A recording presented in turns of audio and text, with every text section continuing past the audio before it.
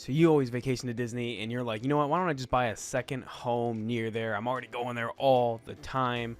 Well, in this video, I'm going to cover my experience in owning an Airbnb or even just a second home in general, and also what I found that just completely ruined my life and made it really miserable during that experience. Let's go.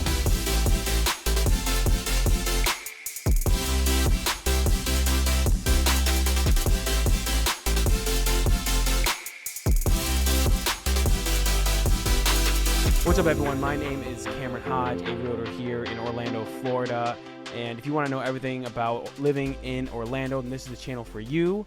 Hit like, subscribe, and the little bell icon so you can be notified every time I drop a new video. So we always have people reaching out to us when they're looking to buy a second home or even a primary home here in Orlando, Florida, especially near Disney World. And if that's you and you're making the move, reach out, call, text, email, whatever you need to do. We have your back when moving to Orlando, Florida. So in this video, I'm going to cover buying a second home specifically near Disney World.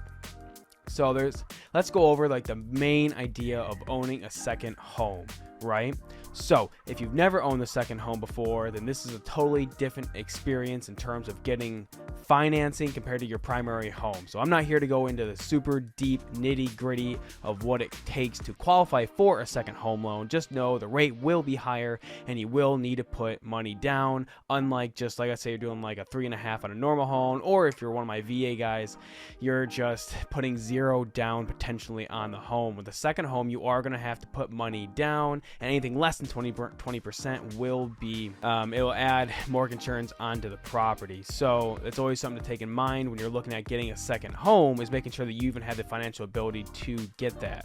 Also, a second home is you have to be able to live there for a certain period of the year. Now, I'm not telling you what to do in this regard, but obviously that means that you're living in the home part of the year. You are allowed to rent it out for a separate portion. Make sure to talk to your professional when it comes to making sure you're doing the right move on that to qualify for those tax savings, because you do get a small portion with a second home.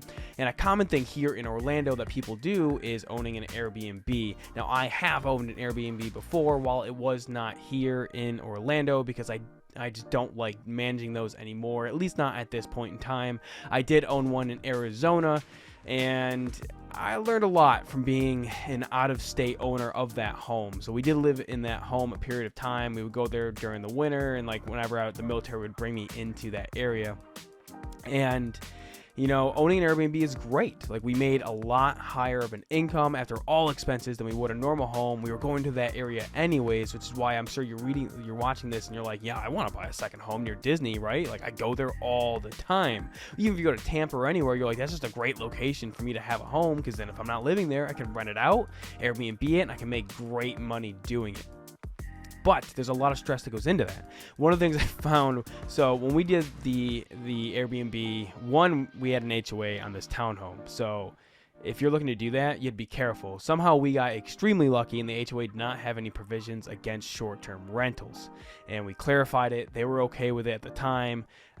So we were like, all right, we're good to go. So that's something to keep in mind of, is if you're looking at an HOA community, once you begin your search and you're assuming you can get qualified, you're doing your search, like, you're going to run into some serious problems when it comes to making sure the HOA even allows it. And even if you find an HOA or like a condo development that's like, hey, like, we completely allow this because the whole development is just that short-term mindset, well, you're going to run into probably a more expensive home, and if it really even makes sense on your bottom line.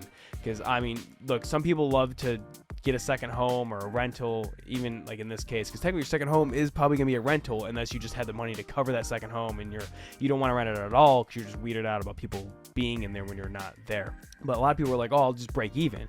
Well, you still are responsible for repairs on that property. Like, you're not just going to buy a second home and it's just going to be fine. It's just never going to break, out of sight, out of mind. Like, there's hurricanes, there's stuff like that. So you need to be aware that there's probably eventually going to be issues on the property, and you need to make sure you have someone here that's able to take care of it. Because obviously, I mean, one benefit of Airbnb is it's like a hotel mindset. So they're usually going to be pretty quick to let you know when something's wrong, especially when they want their money back. It's a hospitality industry. So you'll usually be able to catch up to date when things are broken. But in terms of having things in place, it's always good to have someone here in person. One thing I realized when I was out of state owning my short-term rental is it's just when problems arose that we weren't able to physically be there, it created a whole mess of issues trying to work around that, and maybe reaching out to friends we knew in the area to help us out with that. So it's something to keep in mind that, if you do intend to Airbnb the property when you're not staying in there, you're not visiting the area, I always recommend having a property manager that specializes in the type of rental you're looking to do, so that way you can kind of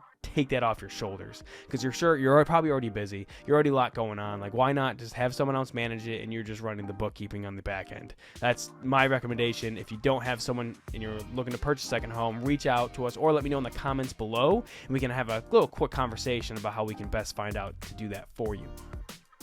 But let me also tell you a little horror story.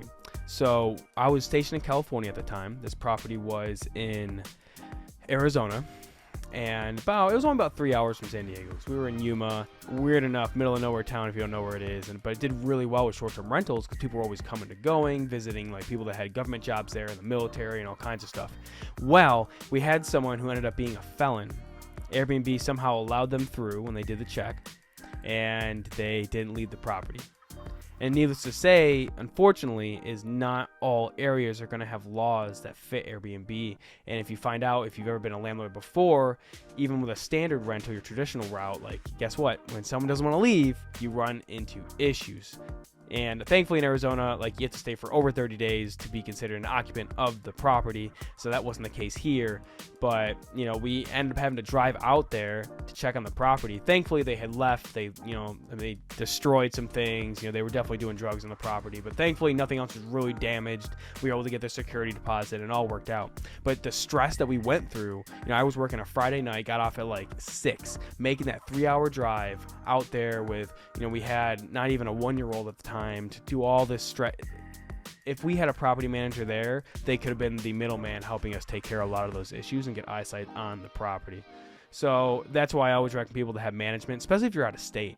Like, that's just stress. Like, if you can't physically see the property, like, it's always best to make sure you run the numbers, you purchase a home right, so that way the home really does, for the most part, take care of itself. Now, it's still a property you're renting, so you need to have some kind of, like, you're gonna have some involvement in it. So keep in mind, it's not just like, I'm gonna let go and do this, but you need to make sure that you have a manager who you trust, who's kind of doing the whole process. So it really is just a vacation home for you. That's, hopefully, if you do it right, it's just paying for itself.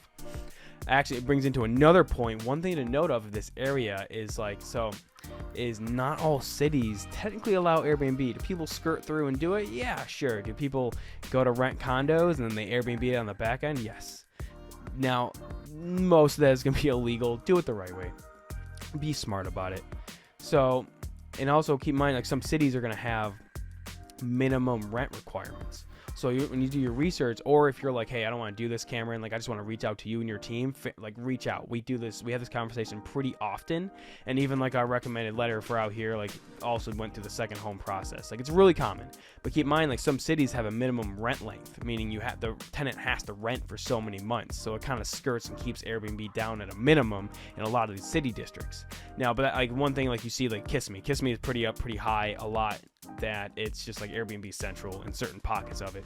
So it's because, like, it's really common for Airbnbs to work there. They're all for it. And, obviously when it comes to HOAs, I already mentioned that before, it can be a huge problem because a lot of them, like, have clauses that they're like, yeah, no short-term rental. We're not allowing it. And personally, if you're living somewhere permanently, like, you kind of understand, right? Like, people are coming in and out, and some people are probably going to have parties. Like, it's Airbnb. Like, you're going to have those bad eggs that are just coming through to kind of just party it up and have a good time on their vacation.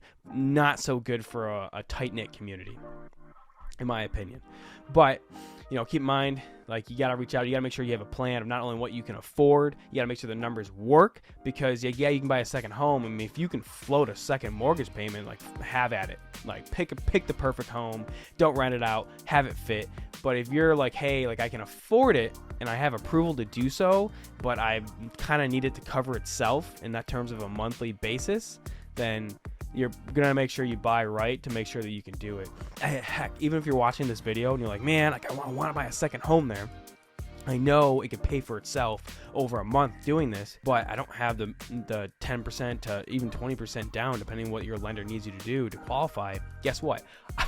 Other than a small piece of my money that I put in on that property I bought, I actually raised money from friends and family and took a small loans from them on small interest and paid them back after we closed over time. And, you know, we did what we had to do. We knew it worked. We figured out a plan and we executed on the plan.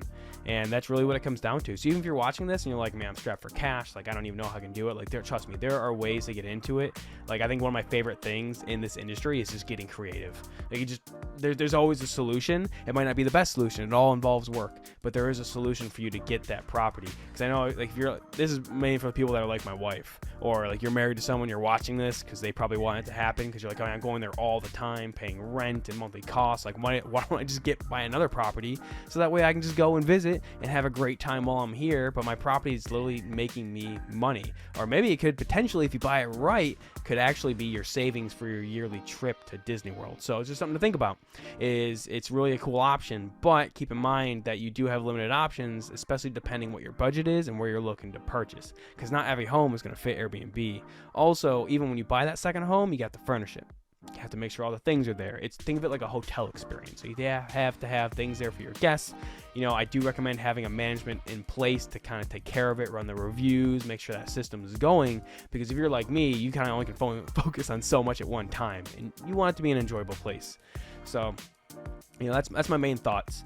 So make sure you can qualify and talk to a lender you trust. If you don't have someone, reach out and make sure you have a plan of where you're looking for on that property, because there's a lot that goes into it, you know. Or if you're just looking to make the move to Orlando, whatever you need to do, we have your back when moving to Orlando. So give us a call, text, email, and we are happy to sit down with you, create a plan to get that second home or your primary residence if that's what you're looking to do. Or maybe you're just like, I don't know which is best for me. Reach out, happy to have that conversation, create a plan that you think would make sense hypothetically and what it looks like for you in the future to do that. So without that, I will see you in the next video, and take care.